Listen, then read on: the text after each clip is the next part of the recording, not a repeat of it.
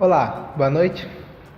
Bom, antes de falar do tema de hoje, só gostaria de lembrá-los que durante todo esse mês tem a campanha de vacinação para as crianças de 1 a 5 anos e sábado que vem, lá no Hemocentro, a partir das 7h30 da manhã, teremos a doação de sangue, o projeto Vida por Vidas. Conto com todos vocês. Bom, o tema de hoje, ele é um tema, de certa forma, um pouco falado. É um tema que é tabu para algumas pessoas e muitas pessoas ainda cometem muitos erros conceituais sobre esse tema. O que eu vou falar sobre hoje é sobre a depressão. Depressão é o número 1 de causas de incapacidade no mundo, ou seja, ela deixa mais pessoas incapacitadas que acidentes, deixa mais pessoas incapacitadas que doenças degenerativas. E no Brasil, cerca de 6% da população brasileira foi diagnosticada com depressão. Ou seja, 11,5 milhões de pessoas foram diagnosticadas com depressão. Isso coloca o Brasil em número 1 em casos de depressão em toda a América Latina. Mas por ser uma doença ligada ao cérebro, é difícil definir a depressão. Não é tão fácil falar sobre depressão como é falar sobre pressão alta ou como gripe. Há muita confusão que as pessoas fazem ao falar sobre depressão. Tem uma grande diferença entre uma pessoa que tem depressão e uma pessoa que está se sentindo deprimida. Quase todo mundo vai se sentir meio para baixo uma vez ou outra na vida.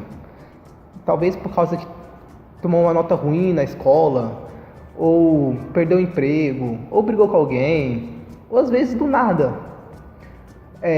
Surge uma tristeza, mas com o tempo ela vai embora. Já a depressão não é assim, porque ela é uma enfermidade médica. Então ela não desaparece só porque você quer. No mínimo, a depressão fica por 2 semanas consecutivas. A pessoa não consegue se liberar da depressão por pelo menos 2 semanas consecutivas. E isso interfere significativamente na capacidade da pessoa trabalhar, na capacidade da pessoa de ter lazer, na capacidade da pessoa de amar até mesmo.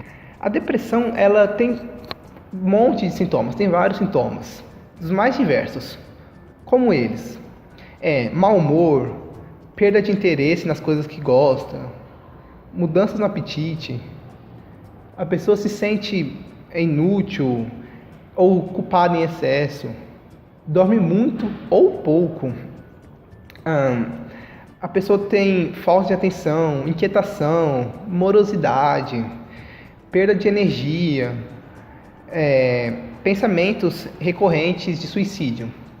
Então, se você tem pelo menos 5 desses sintomas, você, de acordo com as diretrizes psiquiátricas, é um candidato para ser diagnosticado com depressão.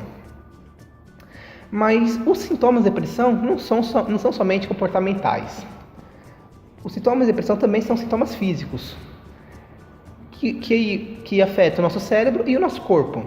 Por exemplo, é notado que há a diminuição no hipocampus, que fica aqui no nosso cérebro, que é uma região que controla memória, aprendizado, emoções. A redução também no lóbulo frontal, que é uma região que está associada com decisões racionais.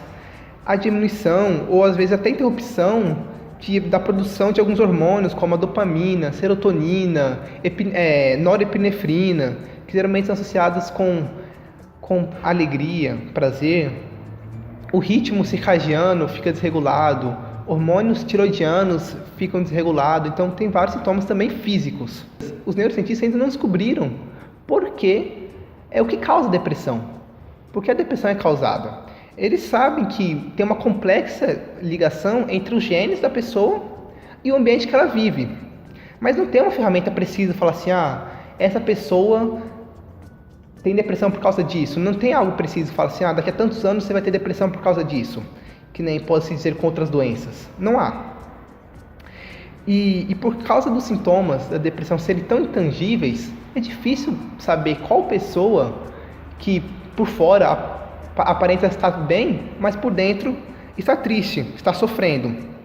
Segundo o Instituto Americano de Saúde Mental, uma pessoa demora cerca de 10 anos para buscar ajuda em casos como esses.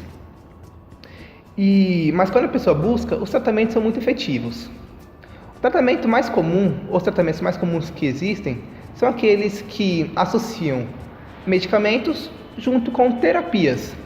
E isso ajuda muito a melhorar as sinapses do cérebro, a você ter de novo o seu cérebro funcionando com qualidade, ou seja, diminuir a depressão. Há também, em casos extremos, terapias que se provaram muito eficazes que são chamadas eletroconvulsivas.